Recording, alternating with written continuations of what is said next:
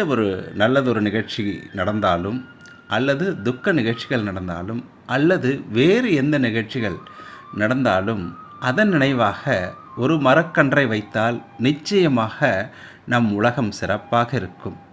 அப்படி சிறப்பாக அமையும் பொழுது நாம் வாழும் இடமே ஒரு சொர்க்கமாக அமையும் என்பதில் எல்லளவும் ஐயமில்லை. அதனால தானே நம்ம திரைப்பட பாடலில் ஒரு பாட்டு வரும், சொர்க்கமே என்றாலும் அது நம்மூரை போல வருமா, அது எந்நாடு என்றாலும் நம் நாட்டுக்கு ஈடாகுமா அப்படின்னு சொல்லிட்டு ஒரு பாடல் இருக்கிறதில்ல.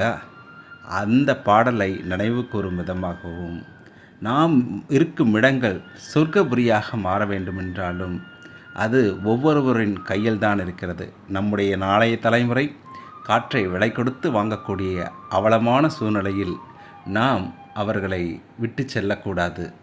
நாம் எவ்வளவு சொத்துக்கள் சேர்க்கலாம் அல்லது அவர்